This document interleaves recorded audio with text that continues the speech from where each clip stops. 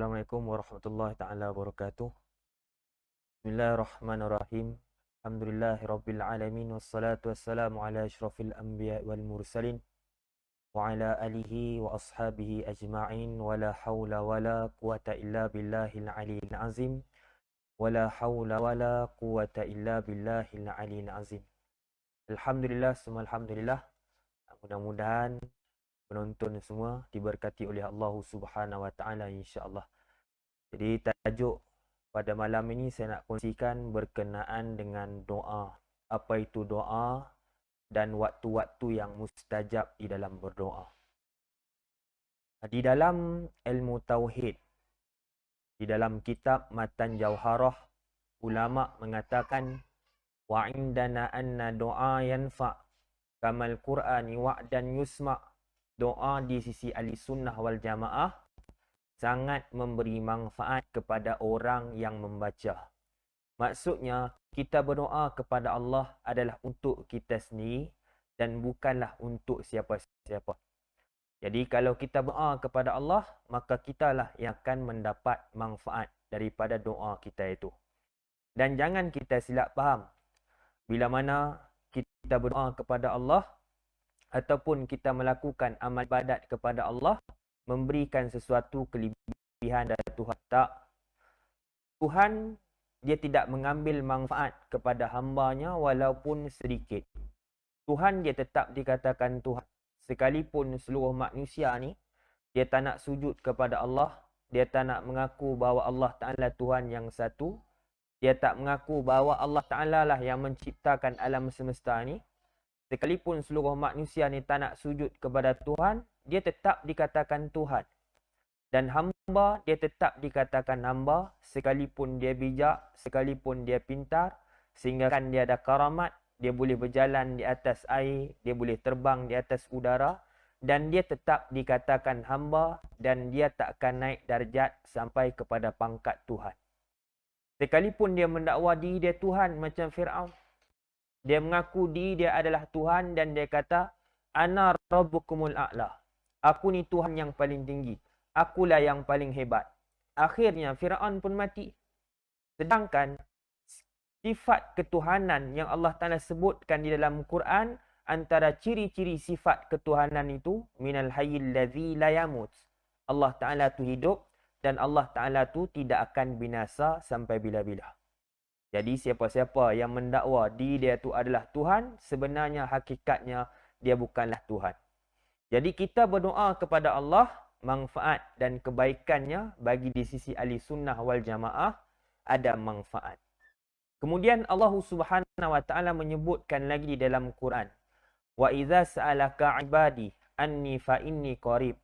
Wahai Muhammad, sekiranya manusia bertanya tentang Tuhan, kalau manusia ni bertanya tentang Tuhan, wahai Muhammad, engkau jawablah kepada mereka, wahai Muhammad, fa inni qarib, aku ni sangat dekat.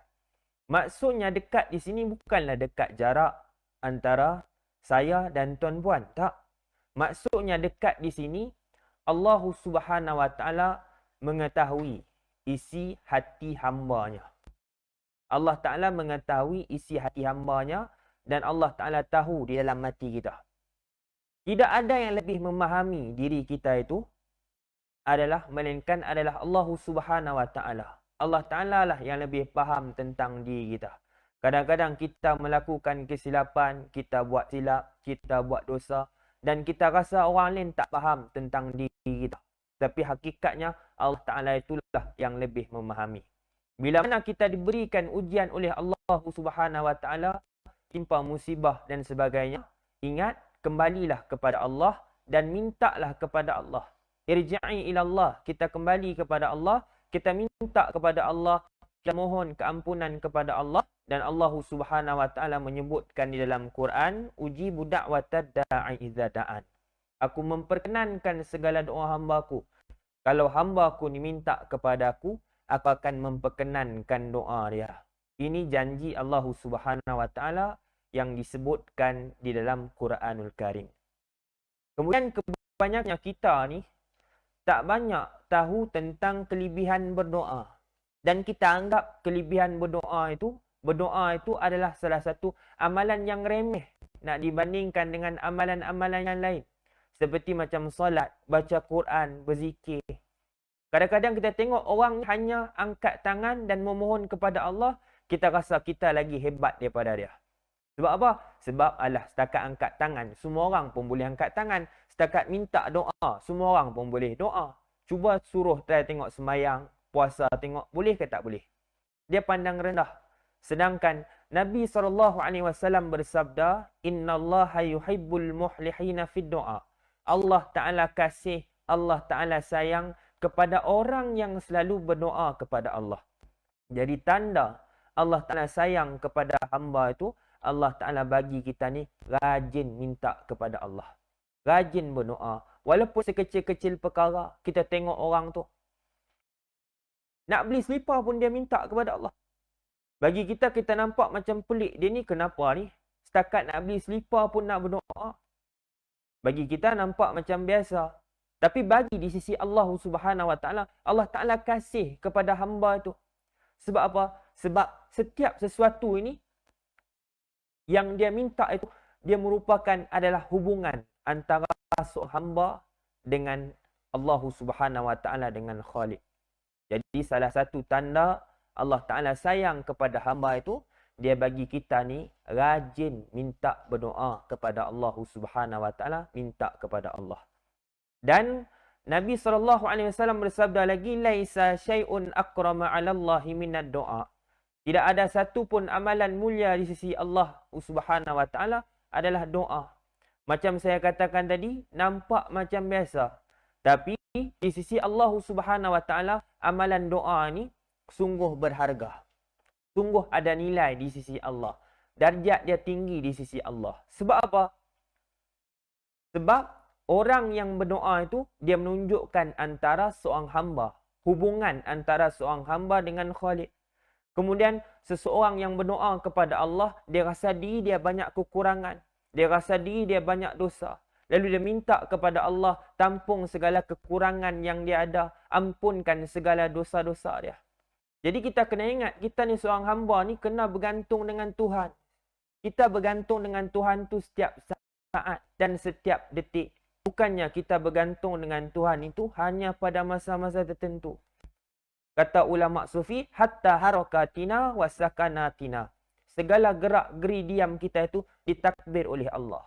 Kita boleh melihat dengan izin Tuhan, kita boleh mendengar dengan izin Tuhan, kita boleh berjalan pun dengan izin Tuhan.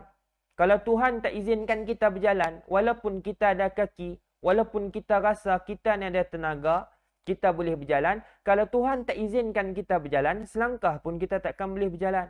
Kalau Tuhan tak izinkan kita melihat, ada 2 biji mata pun tak guna kalau Tuhan tak izinkan kita melihat. Jadi setiap benda yang berlaku itu, semua di bawah kekuasaan Allah Subhanahu wa taala. Jadi itulah makna Tuhan. Kalau orang tanya Tuhan itu apa? Tuhan itu tumpuan bagi sekalian perkara. Seluruh makhluk tumpu pada yang satu, berhajat pada yang satu. Ikan di lautan yang berenang dalam lautan tu pun berhajat kepada Allah. Daun yang gugur di hutan tu tak nampak di mata manusia itu pun, daun itu gugur pun berhajat kepada Allah. Jangan kita kata daun itu gugur, tidak ada kaitan dengan Tuhan.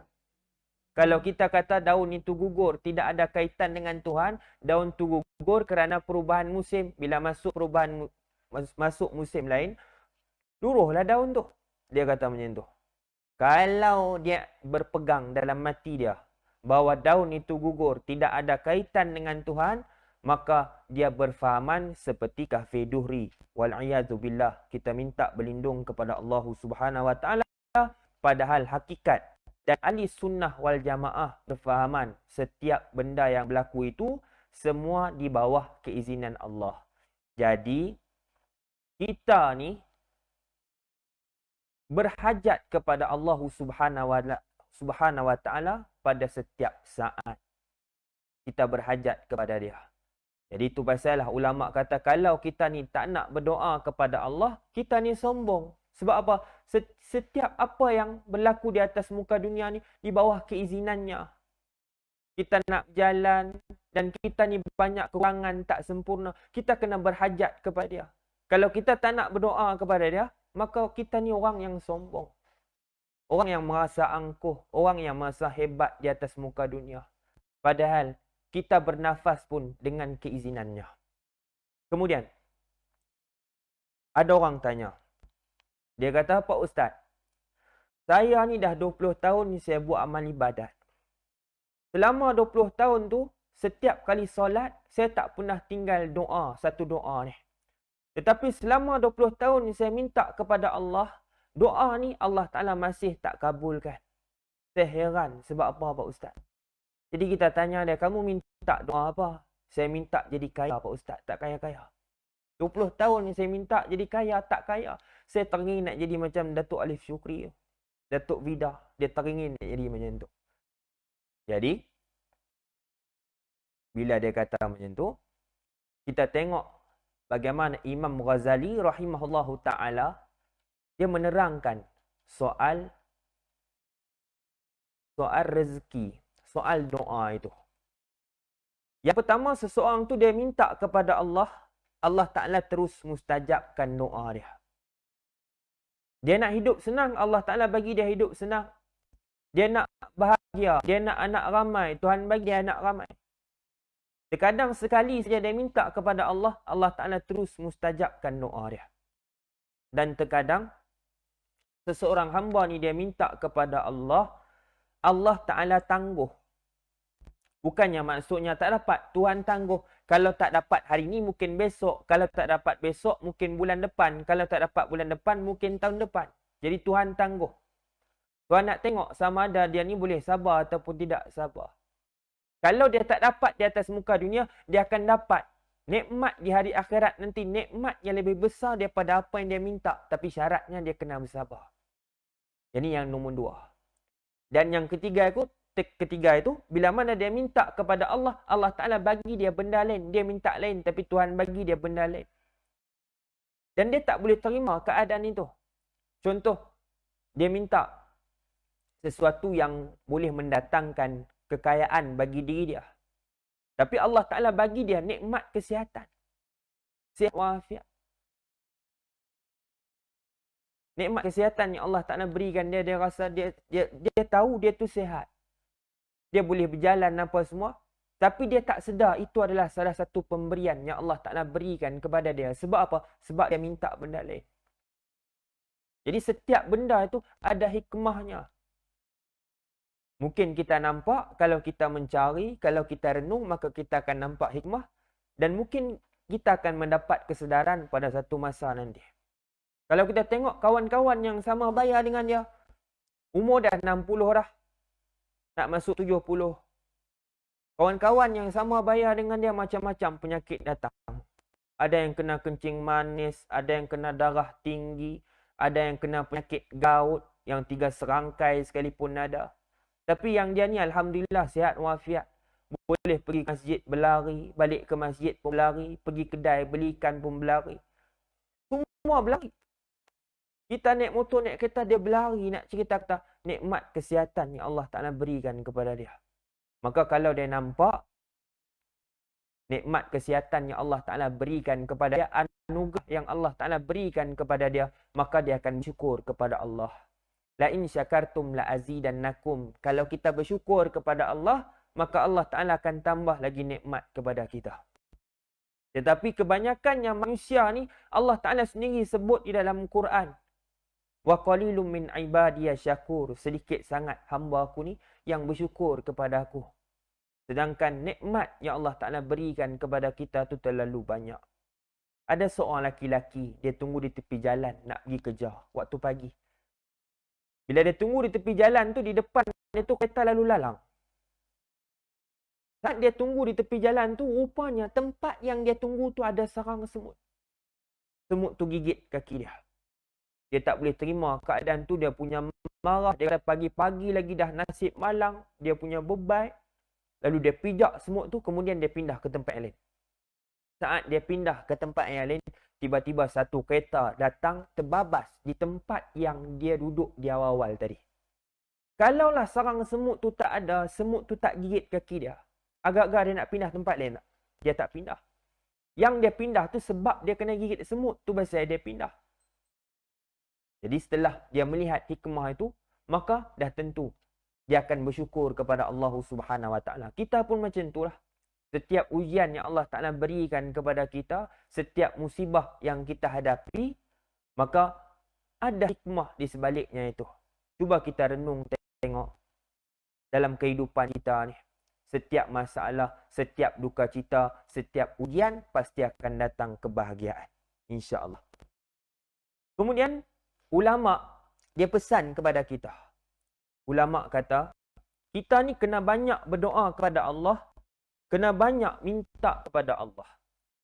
Ulama kata la tas'alanna bani adam hajatan wasalil ladzi abwabuhu la tuhjab. Jangan engkau minta sesuatu hajat kepada manusia. Bukan tak boleh minta kepada manusia, boleh, tapi jangan terlalu kerap sangat. Wasalil ladzi abwabuhu la tuhjab, tetapi mintalah kepada Allah yang mana pintu dia sentiasa terbuka. Mintalah kepada Tuhan. Kita bangun pukul 3 pagi ke 4 pagi ke, Tuhan tu bukan tidur. Minta kepada Allah. Allah Ta'ala dengar rintihan hati kita. Dengar rintihan kita. Sekali-sekali kita duk dengar ceramah, minta kepada Allah Ta'ala dalam hati. Minta supaya Allah Ta'ala mudahkan kita ni fahami ilmu agama. Memberikan kita ini sihat, wafiat.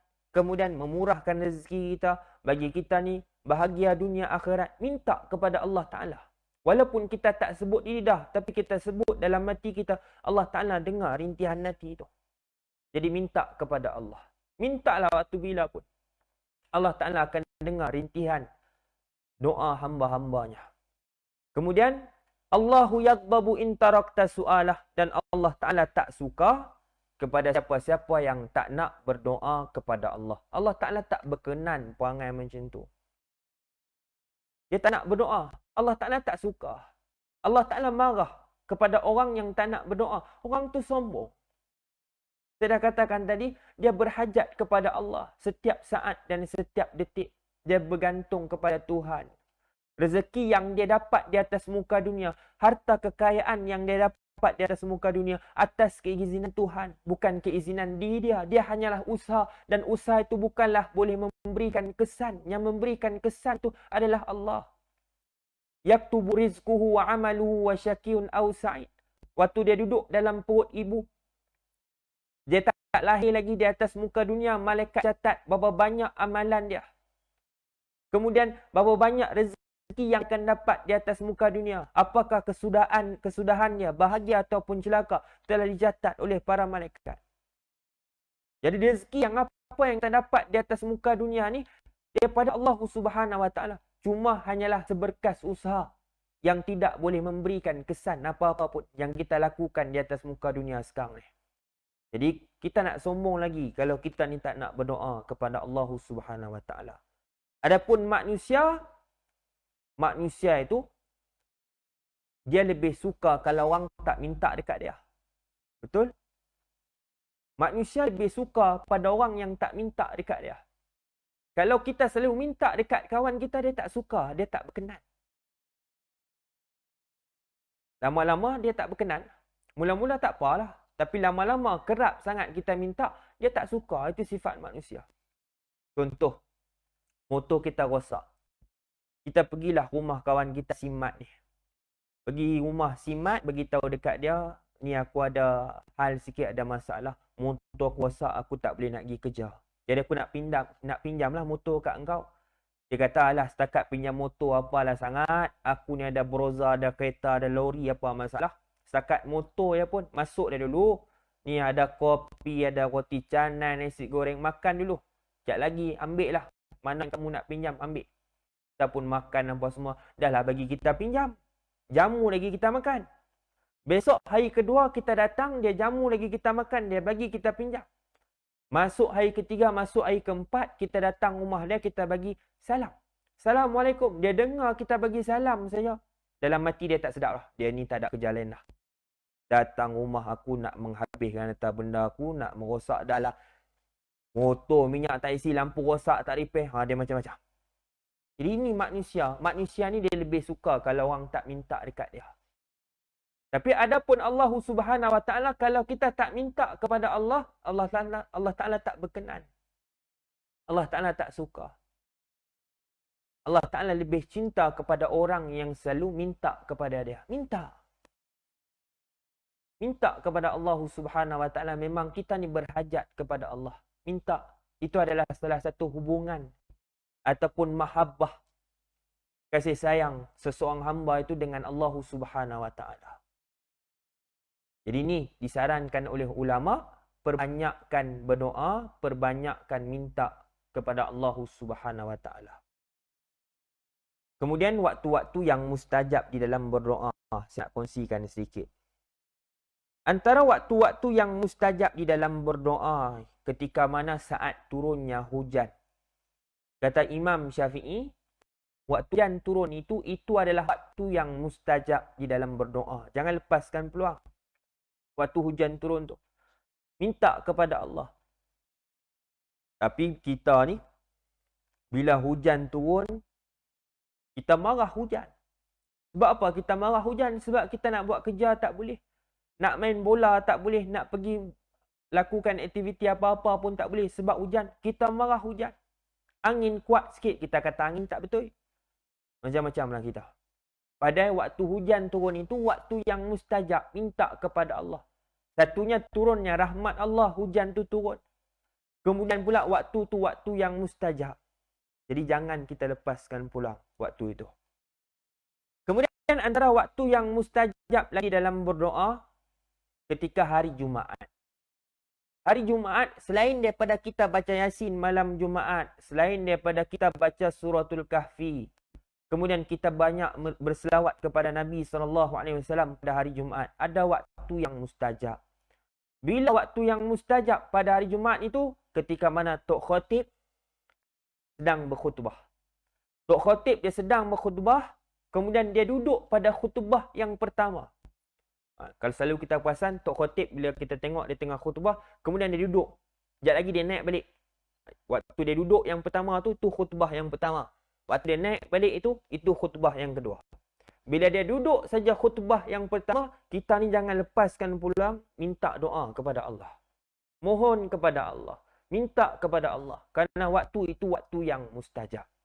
Jangan lepaskan peluang. Kalau kita minta kepada Allah Ta'ala pada saat itu, doa kita tu tidak akan ditolak oleh Allah Subhanahu Wa Ta'ala. Tapi waktu tu sekejap saja.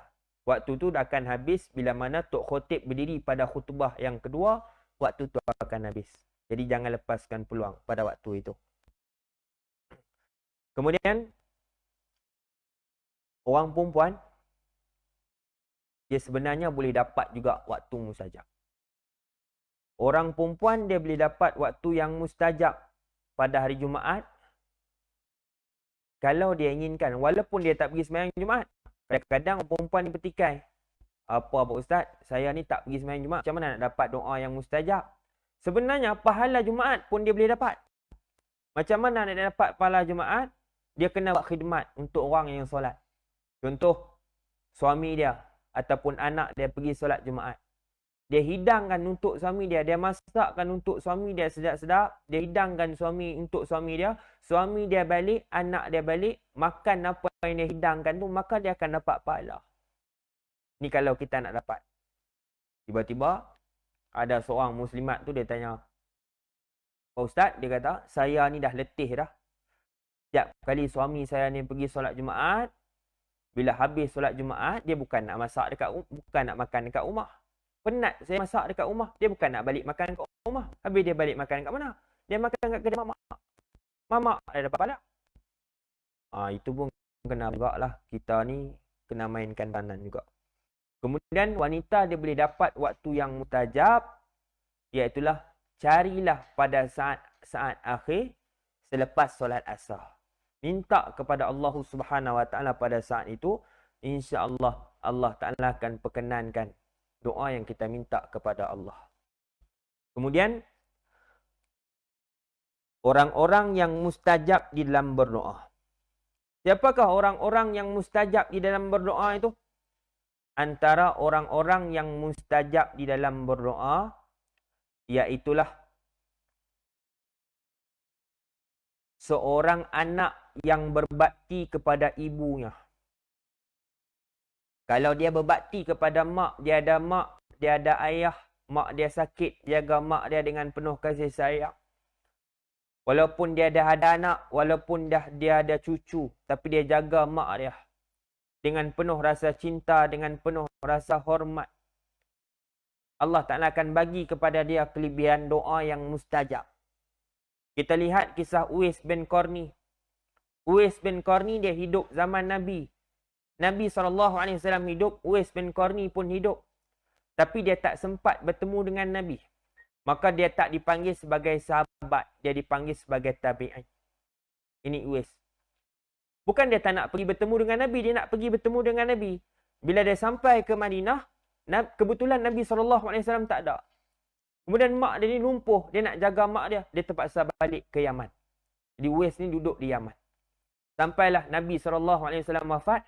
Dia tak pernah bertemu dengan Nabi. Tapi Nabi SAW pernah menceritakan tentang Uwais ni. Uwais ni doa dia sangat mustajab. Dia ni ada penyakit putih-putih di tubuh badan. Lalu dia minta kepada Allah, dia doa kepada Allah supaya Allah Ta'ala hilangkan segala penyakit di tubuh badan dia. Allah Ta'ala hilangkan. Cuma hanya tinggal sebesar dirham di tapak tangan penyakit putih dia tu. Penyakit sopak ke apa, tak tahu. Kemudian orang tanya, kenapa tak hilangkan pula penyakit yang ada di tapak tangan ni? Dia kata, aku tak nak hilangkan penyakit ni. Supaya aku nak kenang bahawa dulu ni aku sakit, Allah Ta'ala sembuhkan aku. Supaya nak lahir rasa syukur kepada Allah Subhanahu Wa Ta'ala. Mak dia lumpuh, tak boleh berjalan. Orang susah, orang miskin. Satu hari, mak dia kata, wahai Uwais, mak teringin sangat nak menunaikan haji. Lalu Uwais bin Qarni kata, baiklah mak, saya akan bawa mak pergi menunaikan haji. Dia tak tolak permintaan mak dia. Pada dia tahu, daripada Yaman ke Mekah zaman dulu bukannya dekat, bukannya ada kenderaan macam kita. Lagi pula mak dia tu lumpuh, tak boleh nak berjalan, dia orang miskin. Kenderaan pun tak ada. Jangan kata kuda, unta pun tak ada. Orang susah. Lagi pula nak pergi daripada Yaman ke Mekah tu bekalan nak kena bawa banyak. Tapi dia tak tolak permintaan mak dia. Dia kata, saya akan bawa mak pergi menunaikan haji. Lalu dia beli anak lembu. Dia beli anak lembu, dia buat kandang di atas bukit. Setiap pagi dia akan dukung anak lembu tu turun. Dia turun. Dan setiap petang dia akan dukung anak lembu tu buat masuk dalam kandang. Itulah rutin harian dia. Setiap pagi dia akan bawa turun lembu dan petang dia akan dukung. Sehingga kan orang kampung kata Uwais bin Qarni ni gila kah? Dukung anak lembu setiap petang. Kandang boleh buat dekat bawah, yang dia pergi buat ke atas puncak gunung tu dah. Kenapa? Tak kesusahkan dia. Lalu, kata, bila saat musim haji, orang kampung mula sedar. Oh, yang Uwais dia dukung anak lembu setiap petang itu adalah salah satu latihan rupanya. Bila masuk musim haji, dia tekad bawa mak dia pergi menunaikan haji dengan cara apa? Dengan cara dia dukung mak dia. Daripada Yaman ke Mekah. Ni hebatnya Uwais bin Qarni. Itu sebablah Allah Ta'ala mengurniakan kepada Uwais bin Qarni doa yang sangat mustajab. Ada orang bertanya kepada seorang syekh. Dia kata, saya ni bawa mak saya pergi umrah, saya dukung mak saya bawa mak saya ni tawaf apa semua. Adakah segala jasa kebaikan mak saya bela saya dulu terbalas dengan apa yang saya lakukan? Saya dukung mak saya yang susah payah, saya keluarkan duit dan sebagainya. Adakah balas? Lalu syekh tu kata, setitis air susu yang kamu minum itu pun masih belum terbalas. Setitis air susu yang mak kamu bagi kamu minum tu, dekat kamu tu, masih belum terbalas, apatah lagi jasa-jasa kebaikan yang lain. Jadi seorang lelaki ni dia kalah dengan mak dia. Jadi contohilah Uwais. Jadilah seperti Uwais. Kalau kita ni nak doa kita diterima oleh Allah, berbaktilah dan ayah.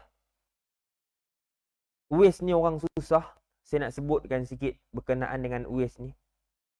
Ada satu kisah yang mana Uwais ni dia pernah cari makanan di tempat pembuangan sampah.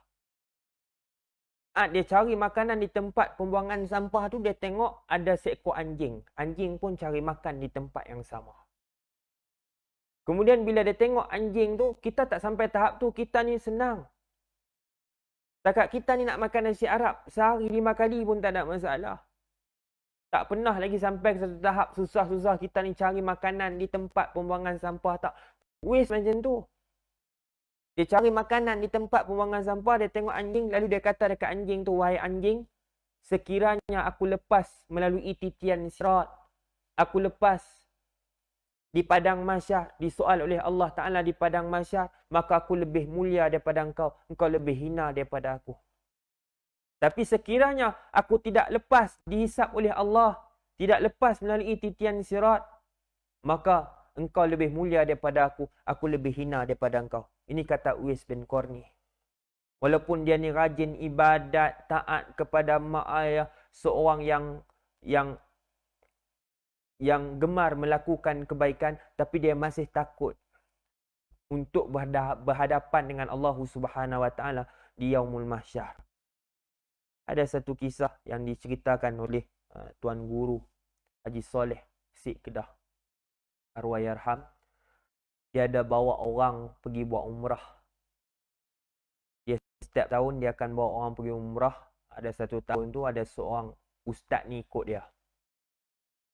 Dalam perjalanan pergi tu alhamdulillah sihat wafiat, duduk di hotel Mekah pun sihat. Boleh bergelak ketawa ustaz ni. Kemudian bila azan Zuhur berkumandang nak masuk dalam Masjidil Haram, saat dia keluar daripada hotel tu, tiba-tiba badan dia ni jadi lemah, jatuh sakit. Tak boleh nak masuk dalam Masjidil Haram. Yang peliknya, bila dia duduk di hotel sihat, nak masuk dalam Masjidil Haram, macam-macam sakit datang. Sampai kesudah dia tak boleh masuk dalam Masjidil Haram. Kemudian jemaah lain ni nak pergi dengan jemaah lain. Takkan nak duduk di Mekah ya, nak pergi ziarah Nabi pula di Madinah. Dia pun terpaksa lah pergi, bukannya buat haji, umrah. Haji tak pala lama, umrah ni sekejap ya. Terpaksa pergi ke Madinah. Dalam perjalanan ustaz ni sihat wafiat alhamdulillah. Duduk di hotel Madinah pun sihat, boleh bergelak ketawa. Kemudian bila nak solat, bila azan Zuhur berkumandang, azan berkumandang di Madinah, nak masuk ke Masjid Nabawi tu tak boleh. Sama juga apa yang berlaku di Masjidil Haram.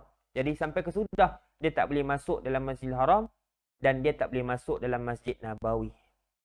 Kemudian dia kata dekat guru, dia kata, "Tu guru, saya tahu dah sebab apa Allah Ta'ala tak izinkan saya masuk dalam Masjidil Haram, tak izinkan saya masuk dalam Masjid Nabawi. Hati saya kuat mengatakan, disebabkan dosa inilah yang Allah Ta'ala tak izinkan saya." Apa dia? Waktu saya muda-muda ni saya nakal. Apa yang saya tak buat? Sampai ke satu tahap, saya pernah dahaka dekat mak saya. Mak saya dah meninggal lama dah. Saya dahaka dekat mak saya. Saya ingat lagi waktu saya muda-muda, saya pernah dahaka dekat mak saya. Saya sepak mak saya sampai mak saya tu jatuh terguling. Dia pernah tendang mak dia. Jadi disebabkan itulah Allah Ta'ala tak izinkan saya masuk dalam Masjidil Haram, masuk dalam Masjid Nabawi. Itu jaga-jaga. Kena taat kepada mak ayah. Kena hormat kepada mak ayah. Sebab apa? Sebab antara seseorang itu dia mendapat kelebihan doa yang mustajab, iaitulah berbakti kepada mak dan ayah dia. Ini. Mak dan ayah ni dia cukup sayang kepada anak. Tapi kadang-kadang kita ni tak nampak. Kita tahu mak ayah ni sayang kita. Ada satu syair Yang mana seorang anak ni dia ditawar oleh kawan dia. Kawan dia kata, dia tengah lepak dengan kawan dia. Kawan dia kata, kalau kamu boleh bunuh mak kamu, kamu ambil jantung mak kamu buat datang dekat sini, aku akan bagi kamu hadiah sekian-sekian. Lalu budak, dia tak fikir panjang. Dia terus balik ke rumah mak dia. Kebetulan mak dia tu ada di dapur, dia nampak pisau di atas meja, tanpa dia fikir panjang, dia ambil pisau tu dan dia tikam mak dia. Bila dia tikam mak dia, dia belah dada mak dia, dia ambil jantung mak dia, kemudian dia terus keluar. Saat dia keluar daripada rumah tu, kaki dia tu tersadung, jatuh, berguling. Kemudian jantung yang dia pegang tu, jantung mak dia yang dia pegang tu pun jatuh juga, bergeser dengan tanah. Kemudian pada saat itu, jantung mak dia tu bercakap. Jantung mak dia tu berkata, dia kata, wahai anak, engkau tak apa-apa kah? Engkau okey kah? Waktu tu dia mula sedar. Dia kata, aku dah buat satu kesilapan cukup besar. Aku bunuh mak aku. Aku ambil jantung mak aku, tengok aku jatuh. Mak aku siap tanya lagi, anak, kamu tak apa-apa kah? Kamu okey kah? Kamu tak ada masalah kah? Dia rasa menyesal. Kemudian dia nak tebus balik segala kesilapan yang dia buat. Dia ambil pisau yang dia tikam mak dia tu.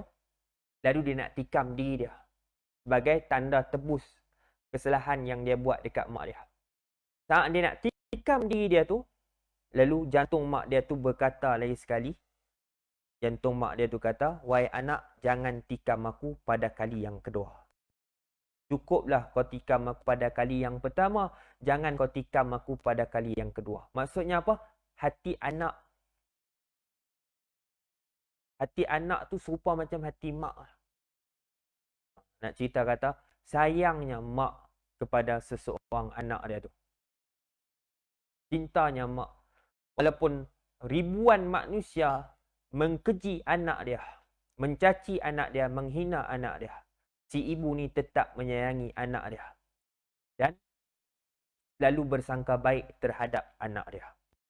Jadi ini, kita jangan derhaka dengan mak dan ayah kita. Ini di antara orang-orang yang mustajab di dalam berdoa. Kemudian orang yang berpuasa, itu pun orang mustajab dalam berdoa. Kalau kita tengok orang tu puasa, jangan lepaskan peluang, suruh dia doakan kepada kita. Itu yang sebetulnya. Sebab apa? Saat dia berpuasa, sampailah dia berbuka, doa dia tu mustajab. Jadi jangan kita lepaskan peluang. Ini kita tidak. Kita tengok orang tu puasa, kita makan lagi depan dia. Makan sedap, kawan tu meleleh liur. Baru tengah hari puasa, kita dah makan depan dia, lepas soto, lepas tu bakso pula, lepas bakso nasi goreng, nasi kampung. Kawan tu aduh, tak tahan. Kita macam tu. Padahal kalau kita jumpa orang puasa, suruh dia doakan kepada kita. Doa dia mustajab. Kemudian yang terakhir, iaitulah orang yang berbakti kepada seorang yang musafir. Orang yang musafir adalah orang yang mustajab di dalam doa. Cukup mustajab doa dia. Orang musafir ni. Contoh adik-beradik datang bertandang ke rumah kita. Adik-beradik datang. Satunya dia bawa rahmat, orang datang rumah kita. Kemudian dia mustajab sebab dia orang musafir. Jadi suruh dia doakan untuk kita. Minta dia doakan. Jamu dia makan. Layan dia dengan elok. Layan dia dengan baik. Bagi kita kita sebagai tuan rumah, kita kena jadikan tetamu tu bagaikan raja. Bagi kita seorang tetamu, kita kena jadikan diri kita ni sebagai mayat. Senyap saja. Jangan minta macam-macam pula dah. Jadi, kita sebagai tuan rumah, layan dia dengan elok, layan dia dengan baik. Suruh dia doakan kepada kita. Dan kita kena ingat, Allah Ta'ala turunkan rahmat. Allah Ta'ala bagi doa yang mustajab untuk orang yang musafir. Ini kita tidak. Orang datang rumah kita, adik-beradik datang ke rumah kita. Kawan tu baru duduk, tak panas punggung lagi dah tanya, kamu bila nak balik? Orang boleh cakap macam tu lah. Hang bila nak balik yang ni? Ayak pun tak jamu lagi. Dah kata macam tu. Jadi macam mana kita nak dapat mustajab doa kita, nak dapat rahmat Allah Subhanahu Wa Taala. Sedangkan perangai kita macam tu. Jadi saya rasa cukup kot. Kerana itu saja. Yang baik daripada Allah, yang buruk daripada saya sendiri. Jadi kita akhiri dengan doa. InsyaAllah. Mudah-mudahan Allah Ta'ala mengampunkan dosa kita. Mudah-mudahan Allah Ta'ala memahami. Memberikan kita kefahaman di dalam ilmu. Bismillahirrahmanirrahim. Alhamdulillahirrabbilalamin. Wassalatu wassalamu ala asyrafil anbiya wal mursalin wa ala alihi wa sahbihi ajma'in. Rabbi zidna ilman warzuqna fahman. Allahumma harimna lazata ma'asyatik warzuqna lazata ta'atik. Ya Allah, ya Tuhan kami, haramkan kami rasa lazat melakukan maksiat kepadamu. Kurniakan kami kelazatan melakukan amal ibadat ketaatan kepadamu, ya Allah. Rabbana atina fid dunya hasanah wa fil akhirati hasanah wa qina azabannar. Subhana rabbika rabbil izzati amma yasifun. Wassalamu alal mursalin walhamdulillahi rabbil alamin. Assalamualaikum.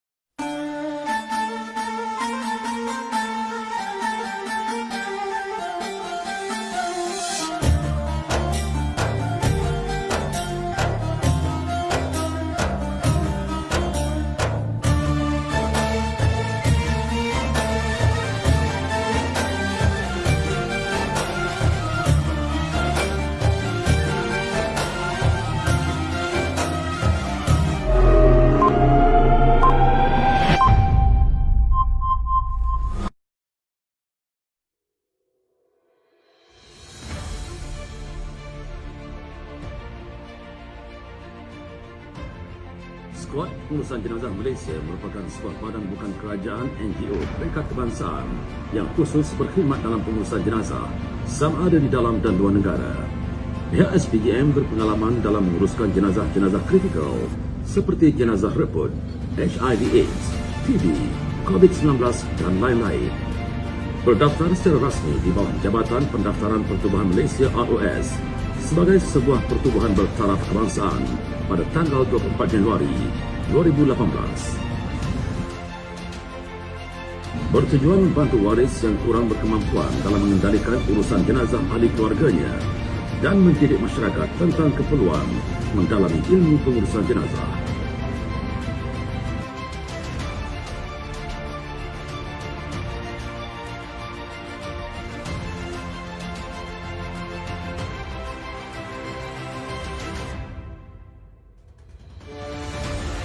SPJM, ke arah pengurusan jenazah patuh syariah profesional dan antarabangsa.